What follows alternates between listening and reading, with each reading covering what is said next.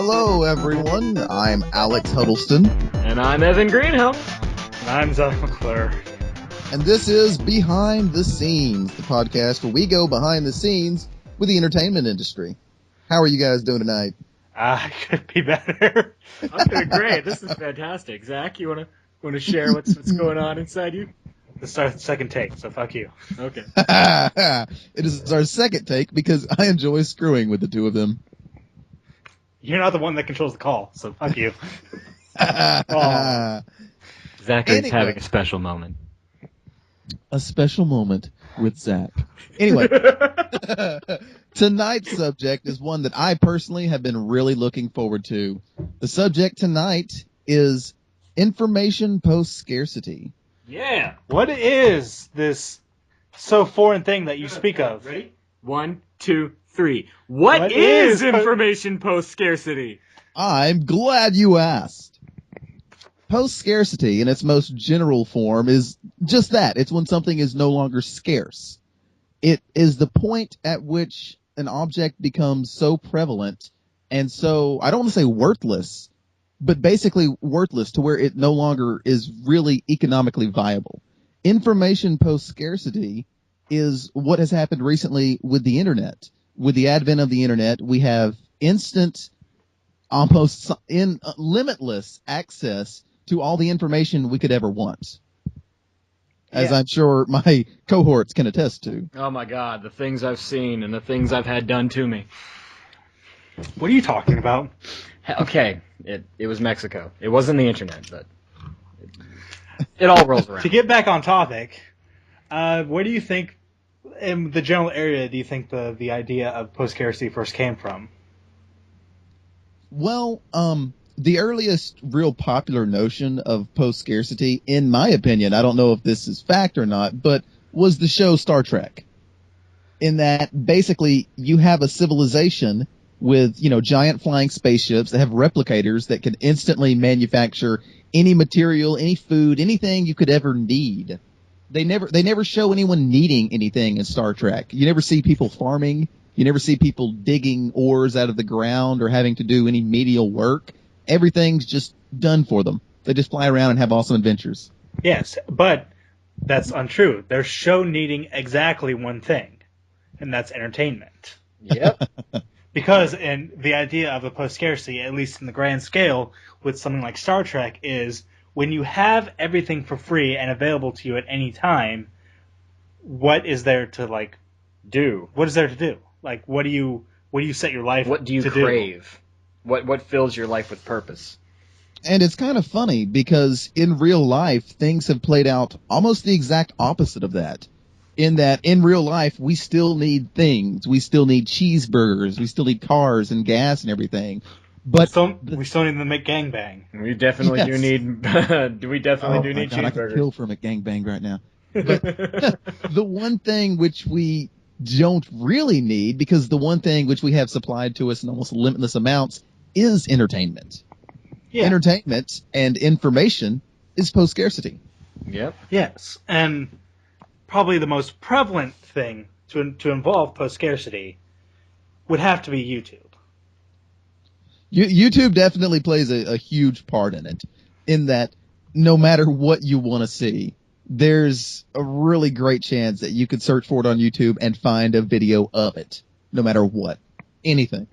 Yep. But what I think is probably the biggest question, probably what we'll spend most of this talking about, is post-scarcity a good thing or a bad thing, especially when it comes to legal terms? Personally, I'm of the opinion that post-scarcity isn't necessarily a good or a bad thing. It's just a thing. It's something that happens, and it's how we deal with it that determines whether or not it has a positive or negative effect. And some people deal with it better or worse than others. Especially, exactly. But the big thing with post-scarcity, and I guess we could just call it the big thing with posting stuff that's not yours onto YouTube. Yeah. Which has a lot of legal gray area, especially when you try and argue fair use. It is the legal gray area right now. That's pretty much the only thing anybody talks about in that aspect. Is people performing covers. Well, you not have just covers, just using songs in the background, using clips that aren't well, theirs. like one of my favorite examples of back when it was first really starting on YouTube. You remember like a couple of years ago, probably back in 2009, 2010, when people were really getting gung ho on the protection of property, especially on YouTube. You had people who were known for playing like they would write parodies of songs. Like I can't remember. Like there was this woman, I think her name was like a Nubian princess or something like that. She was famous for performing parodies of songs. And she'd gotten so many views and she'd monetized. She got all this money from it. Eventually, she got an email from the people at Google telling her that due to certain acts that were being enacted in legal world, wherever that is, she was not allowed to use the backing tracks or the actual melody to the songs that she was parodying. So it kind of changed from her really writing parodies of songs to basically just making fun of songs in a way, to making her own songs that were sort of pseudo parodies. Which, when you discuss that, I would have to actually, and of course, this is being the people we are, I shouldn't, but I have to actually argue on Google's side on that. Because if she was writing straight parodies, then I would defend her to the death. But she very obviously is using other people's backing tracks, which I don't agree that they should have been pulled down because that's. Well, I have no idea if she was actually doing that or not. I just think that was part of what she listed. Well, if she was getting a cease and desist for making parodies, then I will defend her side of it because parody is protected under law. But she wasn't being told not to make the parody. She was just being told not to use. These are the limitations under which you can. Right. Yeah. Fair use is a very, very murky topic in that there are a lot of times that fair use seems like it shouldn't apply, but it does, and quite a few where it seems like you should be able to claim fair use, but they still ram it through anyway, And I think it's kind of interesting that when you said you defended Google's side of it, you said, well, being the person I am, I don't know that I should. And that kind of illustrates kind of a strange thing for us in that on the one hand, we are creative types. We're all in creative industries. We don't want to support anything that stifles creativity. But on the other hand, all three of us also want to have careers in those industries. And so we kind of have to support measures protecting our right to make money off of stuff. Yeah. We're kind of in the middle of that gray area. We live in that gray area. Which can be good and can be bad. It just depends on for being a wide gray area, and the middle of that gray area is a very, very, very thin rope that we walk on. Yeah. Well, I mean, when you talk, we were talking about copyright protection and the protection of somebody's intellectual property when it comes to information scarcity. We were actually talking about just earlier the Jonathan Coulton thing. Yes. Glee, yes. and that's a really good example of that because I don't know what's gone into it. I've heard both the songs. Okay, so here's basically what happened. Jonathan Coulton made a song that is a cover, an acoustic cover. Very slowed down, and he changed the tempo a bit.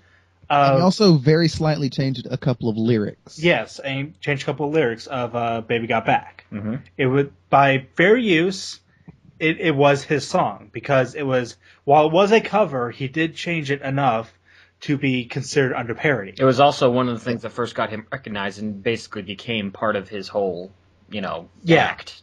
Right. And then Glee, basically, without contacting him, took the chords and the lyrics, including the lyrics he changed. Yes. In full.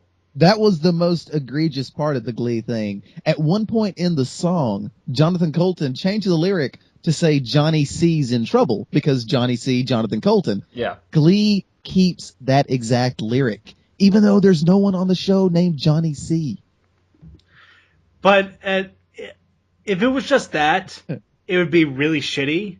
But shit like that kind of happens a lot. Yeah. You can't really cover it. The big issue, though, is when Glee then turned around and sold it. Made a Their profit. album. They put it on the iTunes. Yeah, they sold it over iTunes. They made profit off stuff that they could make. I don't even know if Jonathan Coulton was selling it himself. No, that's the funny part. He wasn't selling it. And he had a Creative Commons license that stipulated anyone could use his material for anything they wanted to as long as they didn't use it to make a profit. Yeah, That's he the does that, I only think, with every stipulation song he had. releases, actually. Yeah, Yes. he marks the non-commercial thing, doesn't he? Exactly. It's Yep. part of his song a week thing that Which he is does. incredible. Let's Yeah. go ahead and plug him real quick, because if you never heard of Jonathan Coulton, you need to be listening to him. Definitely. If you're a Portal fan, he wrote the songs from Portal. You need to check out, because every one of his songs are absolutely amazing. Yeah, they're so good. But yeah, sorry, I'm just kind of messing with stuff on Evan's table now. With that, like, it's so far I haven't really seen much of it other than, Jonathan Coulton saying that's a really shitty thing that you did. Well, here's a few extra tidbits to the story. For one thing, it was originally released on on a foreign iTunes store, like the Swedish iTunes store. Yeah. And then somebody, told Colton about it, and he's like, that's weird, and that's totally not cool. And then they released it on the U.S. store. And so after they released it on the U.S. store, he remastered his own version, named it something like "Fuck You, Glee." He named it Baby Got Back, the Jonathan Coulton cover of the Glee cover. Yes, that's it. And he promised to donate everything he made to it to charity, put it up on the iTunes store himself, and it quickly overtook the Glee version. Thankfully. Yes. But the biggest thing that a lot of people hinge on, he actually sent a letter to Fox and the producers of Glee telling them what had happened and saying, I don't know if you authorized this or if one of your sound guys just did this on his own, but it's not cool. And they sent him a letter back saying, legally, we can do this. You can't do shit. You should be glad we're promoting your crappy material on our show. Despite the fact that they never mention his name anywhere in the credits. Exactly. And actually, I don't know who's working at Fox to say that, because technically they can't do that legally. Because under Creative Commons, I don't know if Creative Commons is a law or just a guideline, but under Creative Commons, they can't do that. But I think that goes back to the aspect of the fact that he was performing a cover. That's exactly it. If it had been like one of his original songs, he could have raised all kinds of hell about it. But because he was legally within his rights to make a cover and change aspects of the original song. MC Hammer kept all the rights of the original song, though. Yeah. And so it's kind of a weird, murky area what exactly rights he retains to his version of that song. yeah. And that's what Fox exploited. Now, right now, it's still kind of going on. We don't really have a definitive answer on what's happening there. But honestly, I wouldn't be surprised if Fox wins this, just because they got a fuck ton of money. They're Fox. Yeah, they're Fox. I could see them winning on a legal level, but I think they're going to lose a good chunk of fans. I think Fox has been losing moral fans for a while, so I don't think they have any kind of. Yeah, to me, the Venn diagram of Fox fans of Glee and people that will be interested and outraged by this, it's not a very big overlap there, in my opinion. Yeah. Not to be down on Glee or anything. It just seems like Glee has really catered to an audience that would not give the slightest shit about this. Yeah. Definitely. And, in the nicest words. And actually, to discuss that, we actually have a personal story that relates to this. I don't know if Evan remembers, but considering he's the one that starred in it. Oh, the Adventure Time extended theme. We did a cover, I wrote, Evan performed, of an extended version of the Adventure Time song. I may or may not edit it into this podcast so people can have a listen. But we basically took the bass beat, we extended the beat, and we added 4 verses. Four verses plus an extended end. I think it was 3 verses. We do. We do Finn, Jake, Bubblegum, Marceline, and then we do the end. Okay, yeah. So yeah. We basically said on it that you can anybody can cover it if we want, but we would like them to ask permission from us. And when we said that, we were like given a slew of comments saying, you can't do this. This isn't Well, I your mean, and I song." don't mind people, I honestly don't care all that much, because what we were doing out of love for something that we did, and it got us a good amount of views. Right. It got us out there. But we did say, we're cool with you covering this and everything. All that we ask is that we are given credit because we did, take the time to write down these lyrics. They are something that we made. We didn't try to really to hammer it all home about, you have to do this or we'll flag it or anything. And what Right. the interesting thing is, the only reason I put that up there is not even because I wanted to like protect the song or anything. I literally wanted people to ask permission for us so we could actually look at the song afterwards. And Exactly. So you can Yeah, see what they're doing with it. Link it in and send it as responses and everything. But just people, we got a whole bunch of people that were just like, you have no right to Yeah. ask for credit to this song and everything. I plan on posting a cover and everything, but I'm not going to credit you and blah. Just people waving their dick around on online. Well, that's never going to change. But one important thing that you said that I'd really like to touch on, because it really is a central pillar of the post-scarcity topic for today. When you mentioned, why did you make that song? Say that again. Because we're fans of the show, we really loved it, and we thought it'd be fun to do, and it would help us, get a little noticed out there. Exactly. You did something creative. Something creative, especially in the field of entertainment, simply because you loved it and wanted to do it. Yeah. That is the huge thing behind post-scarcity. Beforehand, when you wanted to read, like, let's say you wanted to read a book, okay? That means that someone had to write that book. That means that someone had to choose between taking the time to, plant crops and actually feed themselves or write that book. Yeah.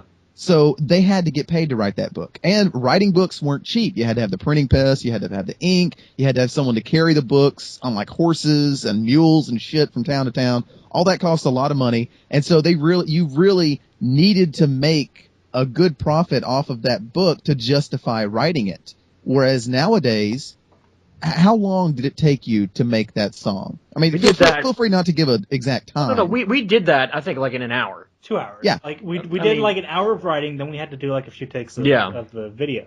So let's say 2 hours, and that includes editing the video and putting it up on YouTube. In 2 hours, 3 hours if you created something, and you put it up for free online, and you did it not out of any monetary want, but just because you felt like it, because you enjoyed the show and wanted to contribute. Yeah. That's post-scarcity right there. Yeah, we didn't even, just as a note to some people who think that, because people who visit my page now will notice that it is monetized now, but that happened in December 2012.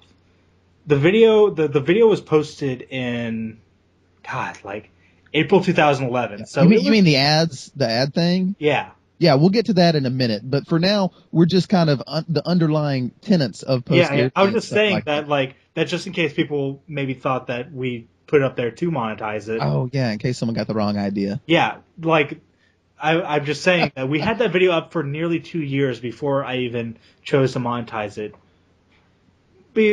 Partly because I thought there might be legal recourse, but after that, I knew. I mean, if it's getting that many views, it just makes sense. Yeah, and when we say monetize, you've gotten maybe $2 YouTube money? I've gotten $8. Yeah! Wow! Holy crap. We're getting up there. So now we have a big budget, guys, so look at the future. Which, incidentally, is another tenet of post-scarcity, which is that when you have all these millions of people able to create just because of the love of creating and putting it up on this site where anybody in the world can instantly access it, it's no longer worth money anymore. Yeah. This is the big thing that our generation is hitting.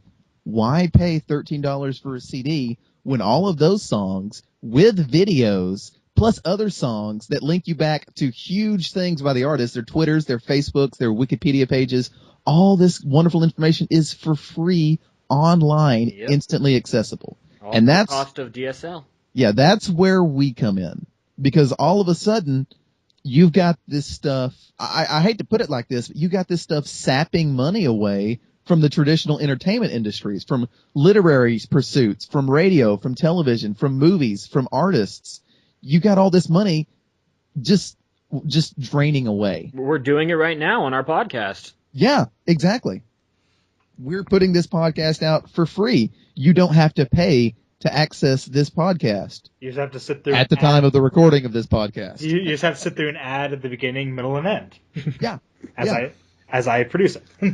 We're doing this podcast because we like to do this thing, and just because of the love of producing stuff. Yeah. I'm not making any money off it yet.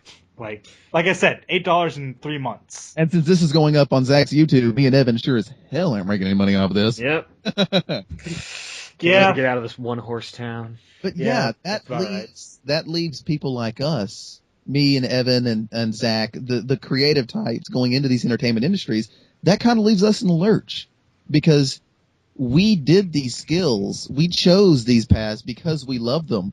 But in order to devote so much of our lives to these paths, we have to be able to make a living off it. Because even though information is post-scarcity, cheeseburgers and gas and, Verizon internet connections aren't. Cost. Yeah, they cost money. Definitely. It's not just us.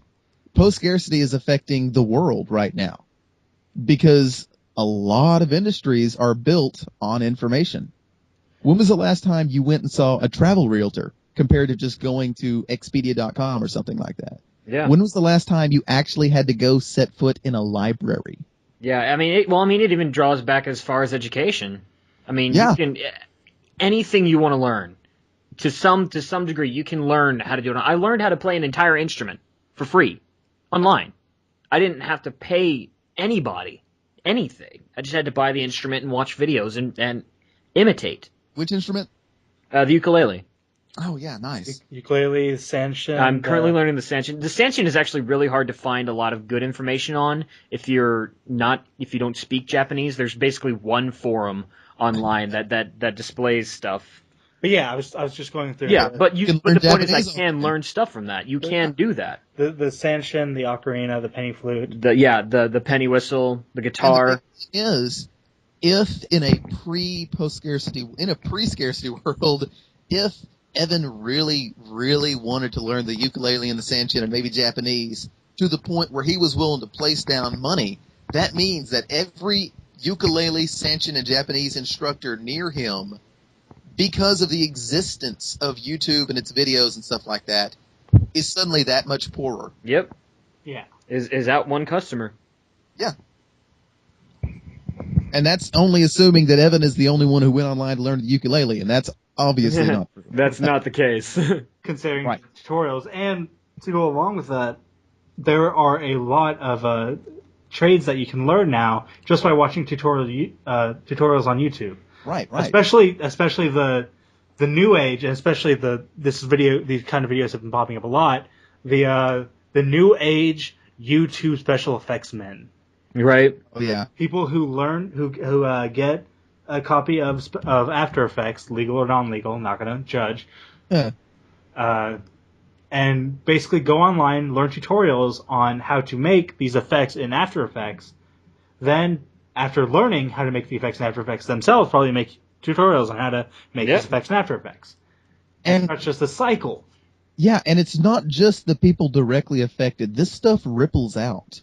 Like, I've worked a ton of jobs in my life, okay? And at least half of the entry-level, unskilled, minimum wage jobs I've learned, the first couple days, they bring you in, they plop you down in front of a TV, and you watch tutorials over and over and over again. Because most of these jobs, you could learn everything you needed to know just by watching a DVD. Here's the thing, though. Not only are you able to go on YouTube and, watch these things at any time, but the people who make these videos now are suddenly out of job. Because Wendy's doesn't need someone to make a video about how to flip a burger. There's probably 12 videos on YouTube right now about how to flip a Wendy's burger. Yep. Wendy's specifically, just because YouTube is so huge. Yeah, actually, the Wendy's, specifically the Wendy's training videos are actually pretty hilarious in a very, very corny way if you've ever watched. Oh yeah, I know. I lived that, man. Trust me. And yeah, but before we take a break here, one thing I do want to discuss is, especially with YouTube, is there actually a full post-scarcity with YouTube, or is there simply what we consider it when you factor in things like ads and stuff? Right. That's good. That leads me into another point too. We'll get to that after the break.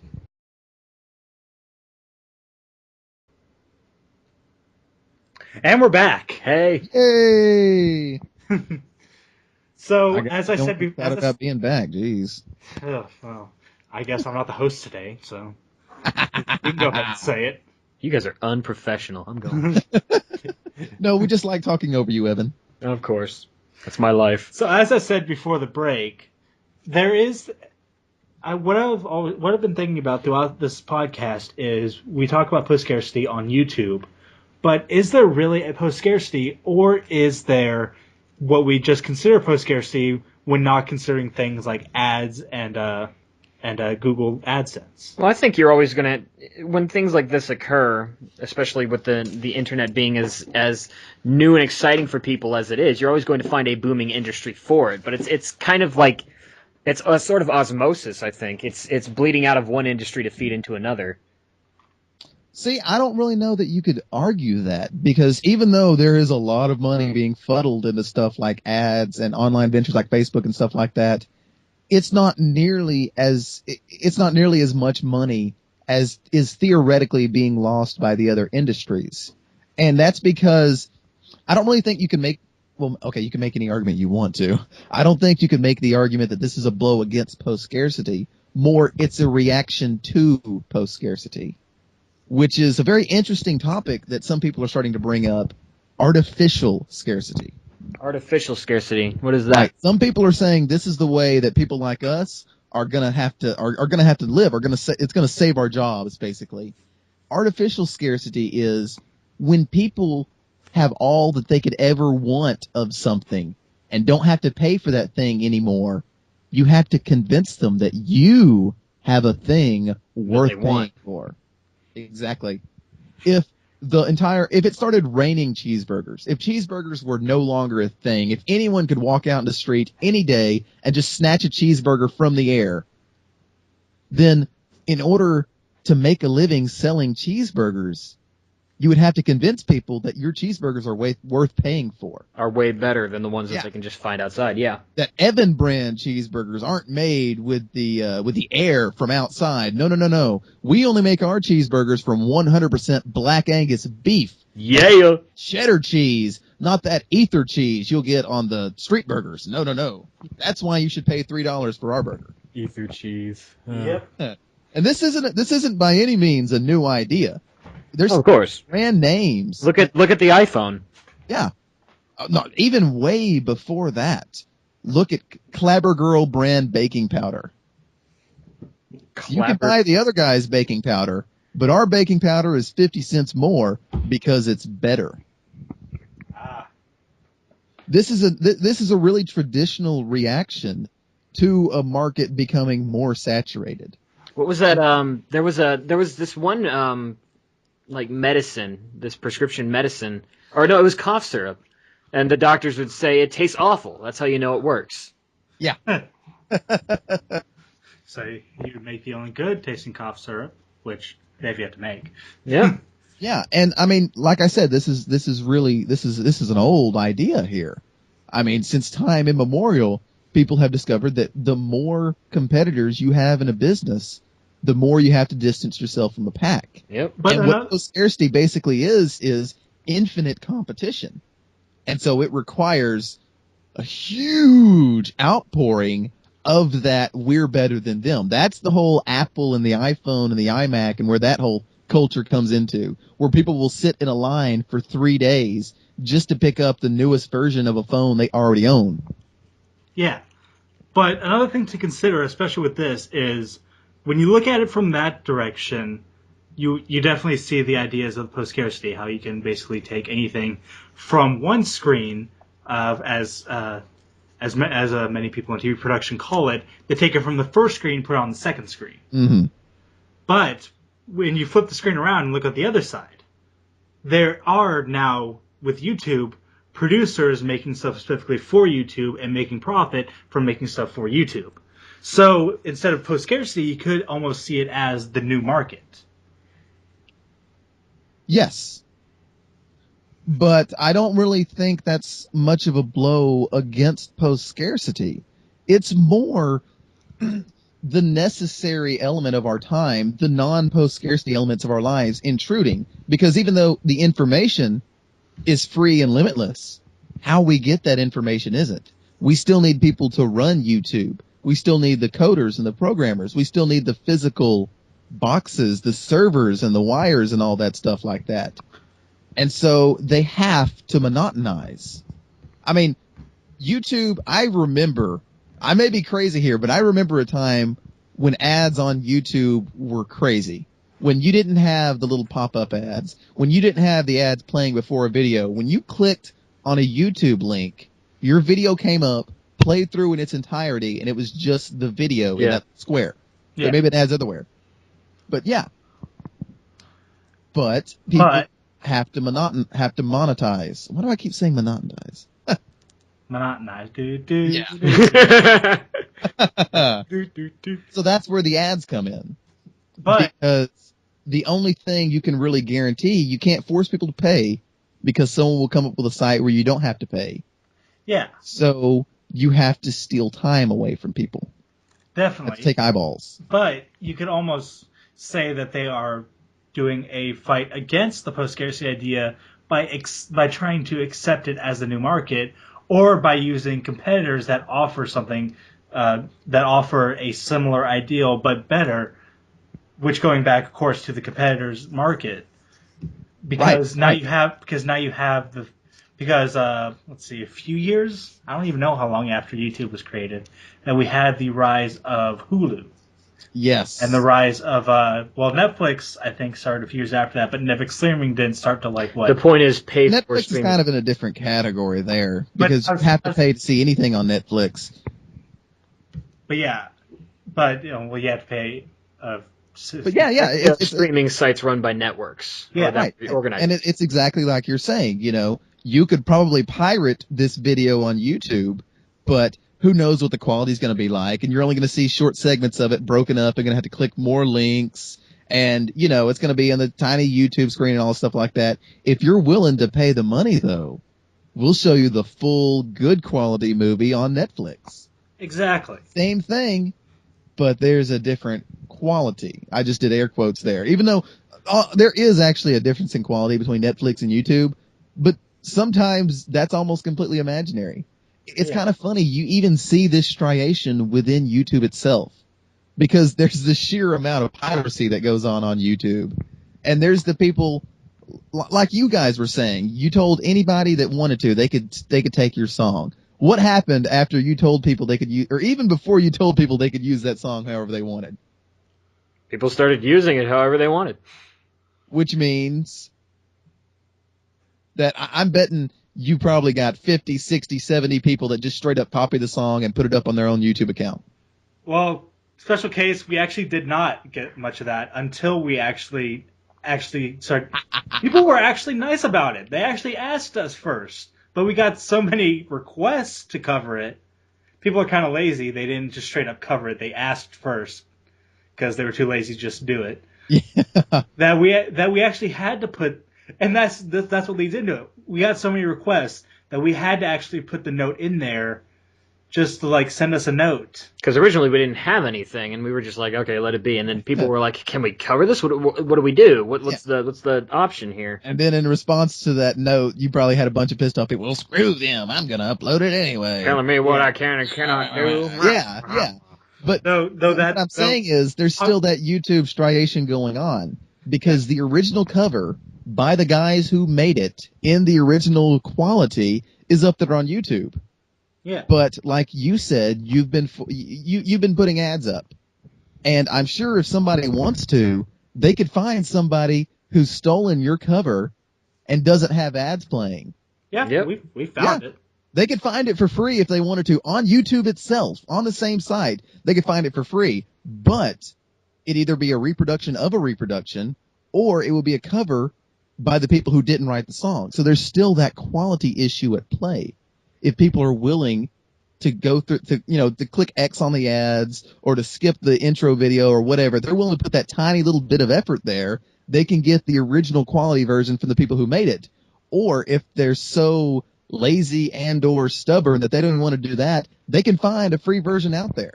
And it's the same for the YouTube stuff, the whole Vivo thing.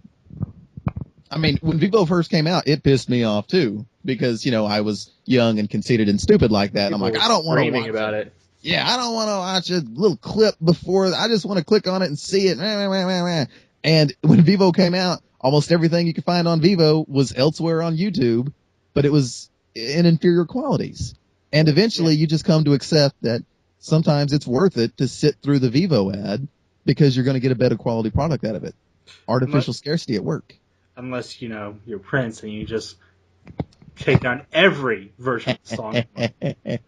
Yeah. That's an entirely different conversation, though. Yeah, Prince was never an issue for me because I own like half a dozen Prince albums. I love Prince.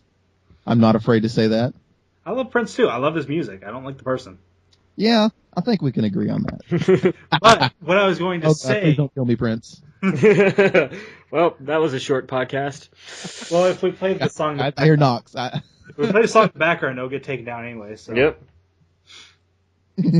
Short-lived. But how do you think post-scarcity will affect us in the long run? That's a good question, What do you think might happen? What do you think might be a repercussion? Well, I mean, what everyone hopes will happen is that we'll move into a utopia where everything else will become post-scarcity as well, and you never have to work, but you can do whatever you want to and make a living off of it. That's the dream. I don't think that'll ever happen in our lifetimes, but honestly, what I think we're going to see, I think there's still a silver bullet out there. I'm not near smart enough to tell you what it is, but I think there is a way to monetize entertainment and information that doesn't dilute it, that isn't intrusive, that doesn't have all these legal hassles that pisses people off and stuff like that. I don't know what it is. I don't know when we'll see it, but I hope it comes soon. Personally. One thing I will go ahead and state on the entire subject is what I think we're taking a look at a generalized purpose of post-scarcity, and we're not really taking a look at the more individual side of it. What I think, especially what I'm saying with stuff like our Adventure Time cover, which of course we're going to be going back to a lot because it's the closest example we have. Because we're media whores. Yeah, well, it's a great example. But what I'm noticing is even after we put up the ads, we still have people very regularly coming over to our version and sitting through the ads and still watching it. It's a second version on the results. I just pulled it up here. It's our original one is actually the second result. The first result is literally our audio, but somebody has taken Adventure Time clips and put it over it. Anyways, and thankfully they did credit us in the description.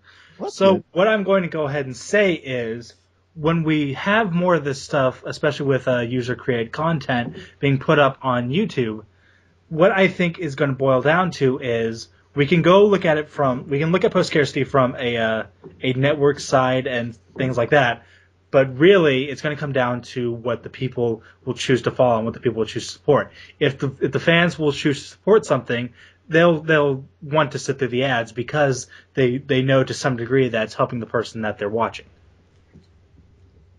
So post-scarcity, I don't think will fully become a thing until we find a way to not be able to support people through money. Well, I hate to take such a dour view of it in relation to your own relatively rosy outlook, but I don't think that's true, Zach, because I personally have seen so many wonderful things try to do that whole crowdsourcing, audience funding, try to survive simply on the merits of how amazing they are, and I've seen so many things crash and burn. Have you guys ever heard of Achewood? Example. Huh? Kickstarter is a great example. Great example from my side, though. Because no. What I'm saying is, my example is Achewood. Have you guys heard of this? No. It's a comic. Comic, yeah. Okay. It's, in my opinion, one of the greatest comics out there. It's a triumph of the web. It's part of web history. The guy who made it, Chris Onstad, was a genius, in my opinion. And he tried for years of different ways of monetizing it. He tried doing ads. He tried swapping sites and banner ads and stuff like that. He made books. He made shirts. He even put out a cookbook written by the characters from the comic, so in their voice and stuff like that. And he never could get the money he needed. He put up a special paywall with like special comics and people could subscribe to it for money. At one point, he even sunk to asking for donations from his thousands of fans just to stay afloat, and he couldn't do it. At this point, the site's been not dead, but he hasn't updated in probably about a year. Well, that's the it's thing. so sad. That's an unfortunate story, but that's considering that's a very small example. I would say Achewood's big. I'm not saying Achewood was small. We're both Something Awful users. I know that we see a lot of Achewood around the forums. Well, I'm just using that as one example to illustrate my. Well, that's point. one example, but then you look at the other side. You have XKCD, which has a huge market inside of it. You have what is that one comic? Perry Bible Fellowship, which has a good market inside of it. Honestly, just because one comic failed doesn't mean that it's an example that they will all fail. You have a lot of comics that have started on the internet that have gone to make it. I know how Casey Green's made a bunch of stuff that's gone through a market, and he has a Kickstarter himself where he's doing I think he's doing like Shakespeare comics. And I consider a Kickstarter to be a good support of that because it shows that people, if you offer them, it's basically a give and take. If you offer them something that they would want, they will show that they will pay for it, even though they could probably get something the same for free. Well, the reason I say Kickstarter is because we've all heard amazing success stories with Kickstarter. Right, my favorite is the Tim Schafer. Yeah. They literally got like 500 times what they were asking for it because people put into that. But for every great success story we hear of, how many Kickstarters die? Right. Yes, but I will say that a good amount of Kickstarters that do die, for one, there have been a lot of fraudulent activities on Kickstarter. Oh, yeah. And a lot of them have died for that reason. And there are just some that... There are some people, and this kind of helps up with the statistic of the failures, who think that their idea would be good, but they I can't remember the exact name for it. There's a book on Japanese inventions that do this. The basic idea being that you can create an invention that's genius and solves a major problem, but in doing so causes another problem. Most of them being that you look like a fucking idiot while using it. For the record, I do actually love Kickstarter. I think the idea of it... Oh, yeah. I recently had a project funded through Kickstarter. Really? What was it? I'm working on a student film, and we needed money to pay to fly an actor in and for like the crew, for food and transportation and stuff like that. Right. And it just recently got funded. Cool. Yeah. Nice. I do think it's an awesome program and a real great way to show how economics can work on a very small community level of people literally just pouring money in because they want to see something. Yeah. Right. I think it's going to be a good long time before it really hits its stride in people understanding what you can and cannot do on it. I will actually kind of disagree there. Only kind of, though. I am starting to notice now that especially in the last year or so, a lot of bigger people are now starting to use Kickstarter to fund them. Oh, yeah. Especially, what's his name? It's either Ralph Bashker or Don Bluth are funding their next animation movie through Kickstarter. Is Don Bluth still alive? Yeah. Still alive, dude. But the reason that I even brought up Achewood, the underlying reason behind my pessimism is that it's kind of random. The reason that I cited Achewood, because as you and I both know, it was really great. The quality of it was incredible, but that didn't affect whether or not it floated or it sank. We like to think that traditionally in an industry, your success is based off of your skill. But with stuff like with internet and crowdfunding and Kickstarter and stuff like that, it's kind of not. I mean, obviously, a lot of the ones that succeed are because they're good. XKCD succeeds and Randall Munroe is able to make a living off of the comic and his merchandise because he puts out a good product. Yeah. And there's other people that may put out an equally good product and don't succeed. And there's no real good metric for how you're going to do that. And for people like us that are trying to go into that industry, just for me personally, that's terrifying. Exactly. And no matter how good you are, you could be screwed. Yeah, and I'll actually agree on that. It's a very risky business, especially nowadays when you have. It's always riskier when you move into a media business when a new form of media has been introduced, because it's not. You don't have to worry about this nowadays, because I was going to say you have to worry about if the new media will work, and we've already kind of proven that it. Yeah, we know that, but. It's not so much the internet as it is monetization of it. Yeah. And there are methods that are kind of questionable that we don't know really if they're going to work or not.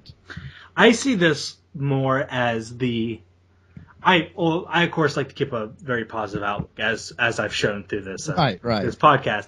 I like to consider this as the new VCR scare. The idea that because we can post stuff on YouTube, it's the bigger version of companies worrying about people recording their programs on VCRs.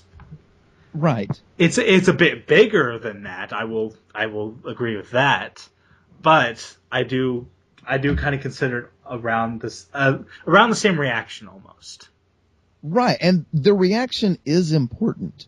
Because like I said at the start of the podcast, in my opinion, this might just be me, but post-scarcity isn't necessarily a good thing or a bad thing. It's just a thing. Yeah. And it's something that's happening and that we can't ignore, and our reactions to it. And so one of the reactions to it is like with the VCR scare. It's people like, oh shit. It's people like kind of like me that are like, how are we ever going to make any money off of it? Our industry is doomed. And then there's people like you who are like, oh no, it's all going to be okay. And I think there's there's a lot of discussion to be had between the gap of what we are currently doing and the ways we are addressing this and what we are or should or will be doing. You know what I'm saying? Exactly.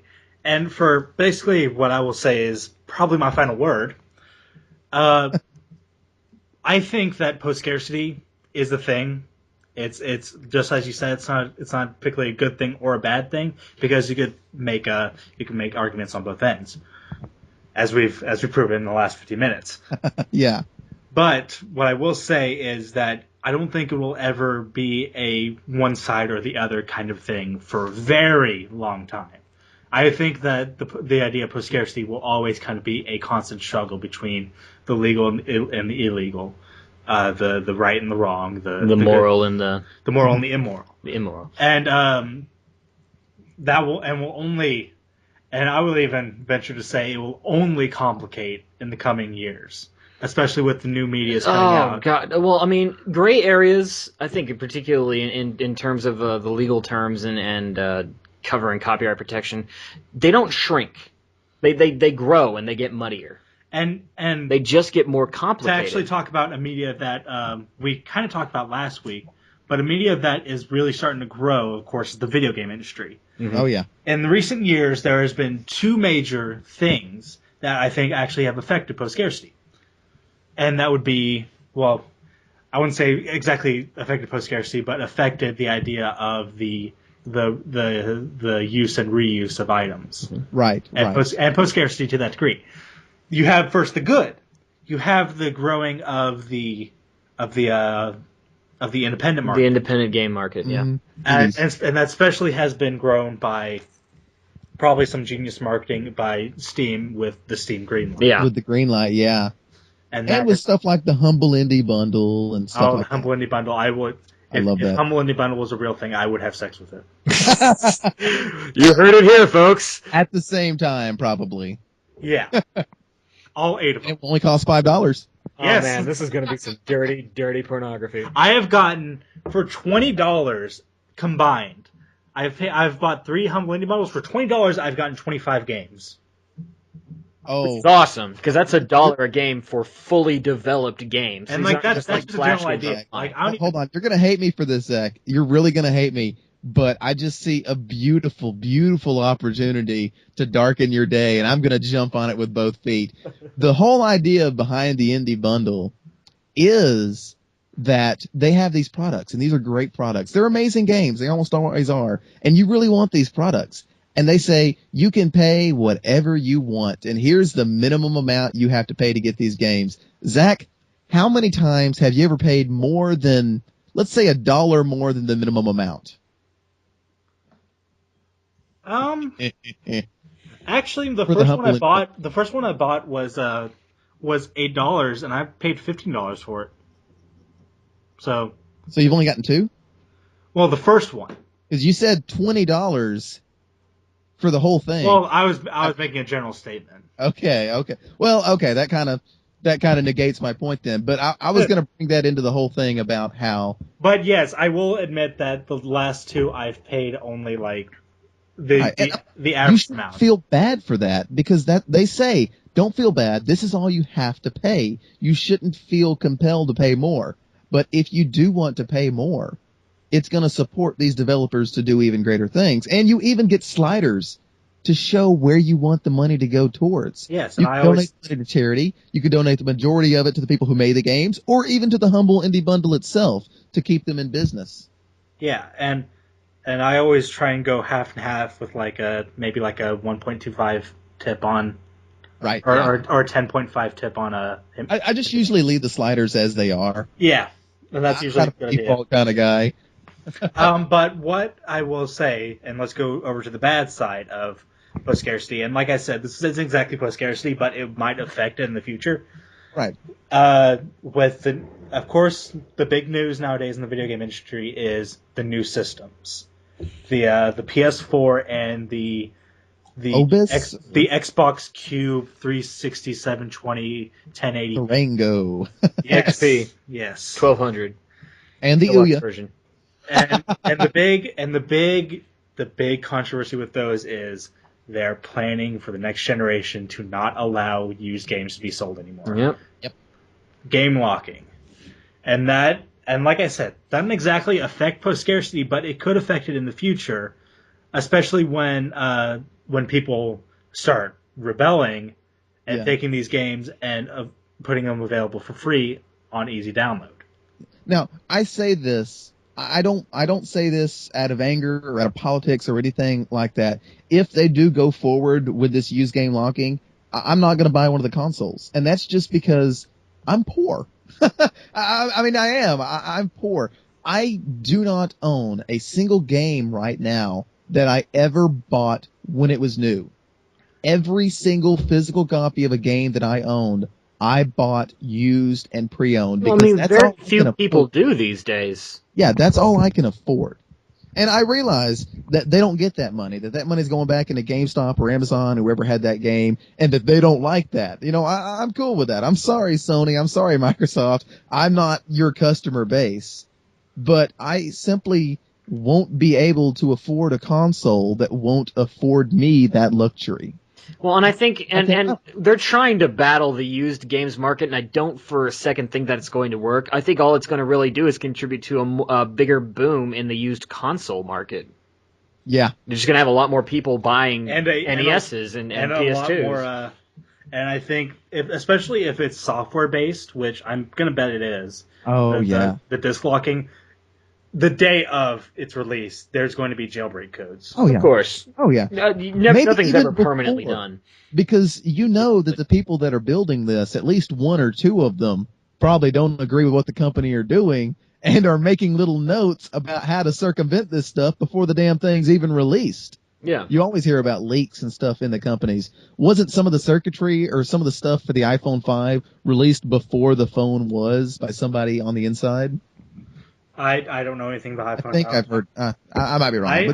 I support the open system, which is why I own an Android.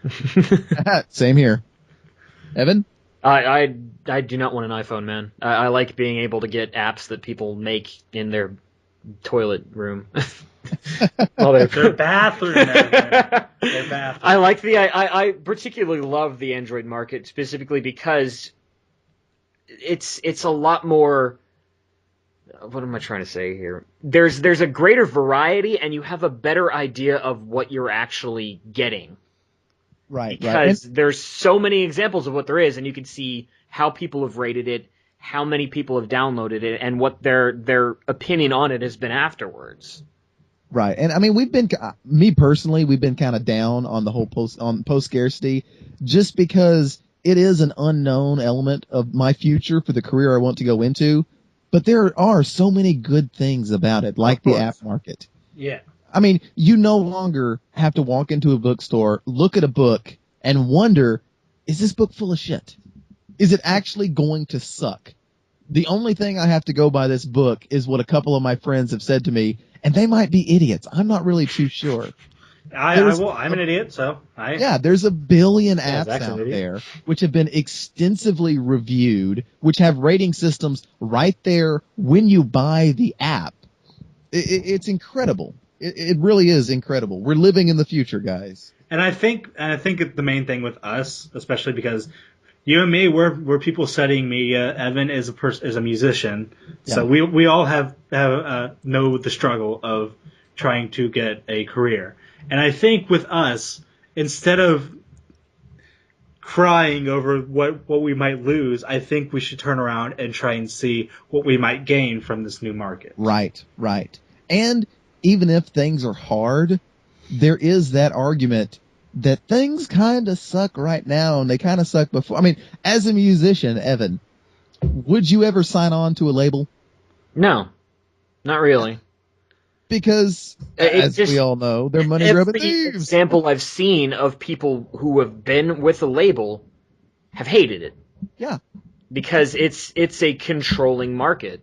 And not only is it controlling, they make all the money. Yep. You get so little off of CD sales through a label that it's almost non-existent. Every band that signed on to a label has to make their money through touring. Yep. Which you already do if you're a musician, you know?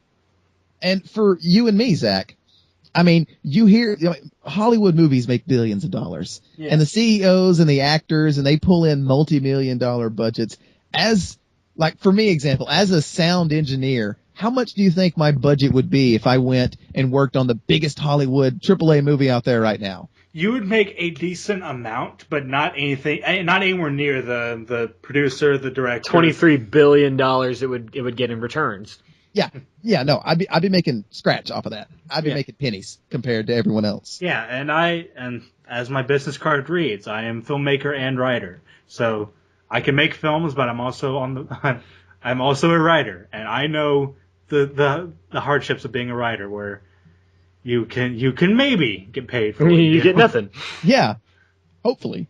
As long as the head writer doesn't just steal all your shit and say... I mean, it's like what you turn in we read your draft. It was great. We had this one guy changed like one or two things, and we're going to... So it's ours now. Yeah. Well, I would say that there are legal things to go with that, but... Oh, of course, but it's the general idea. That's a different podcast altogether. Yeah, and in that vein, when you look at it that way, post-scarcity does seem like a breath of fresh air. Mm-hmm. Like all this crap that has built up over the years and has served purely to screw us might suddenly no longer be relevant, might no longer be needed. Definitely. And that's where the struggle for us comes in. Because on the one hand, these traditional structures, they're the way to get your career to make your money. You walk up these steps, and even if you're not making a whole lot, you've got a steady career. Yep. But on the other hand, this new path, there's not all that formality. There's not all that everyone else profiting way more off of you than you are. It's new and exciting. It's an unexplored frontier. And there's a struggle between how to approach that and how to address that. I think there will always it's always going to be a struggle, especially when you're being creative. The creative industry is an industry that will always be in turmoil. Well, it's because it's always trying to eat itself. Mhm. It's literally always trying to destroy itself. The entertainment industry is an Ouroboros. You have musical genres that are designed as parodies of other musical genres. Which started out as parodies of original music. Well, and I think that's because a lot of entertainment, so much of it is just commentary on pop culture, which is based on our entertainment. But that really is an argument for another time. That's an entire other story. So before we sign out here, I will go ahead and say that I know last week we said we'd do something else. We basically had some issues with basically making the podcast. There were a few technical issues. At one point, I ended up eating an entire thing of ice cream by myself. It was a bad trip. But basically, we decided that this would probably be a better one, and to avoid problems like this in the future, we're just going to go ahead and not say what we're going to do. Yeah, next. Not to mention, we just wanted to make sure that it was nice and easy for y'all to process, you YouTubers. Yeah, YouTubers. You're just going to steal this podcast anyway. Oh, yeah. I fully expect to hear the three of us talking over clips from Adventure Time within a week. Oh, really? I expected to see it with like our voices like turned really down, and then you hear Russian overdubbing. No, it's just going to be the podcast, but there's going to be a reaction cam of some guy watching it the whole time. Yep. And he's going to be very bored. Yep. It's like they're having sex with my brain. Anyways, we'll see you later, guys. I've been Zach. I've been Evan. And I've been Alex. See you later.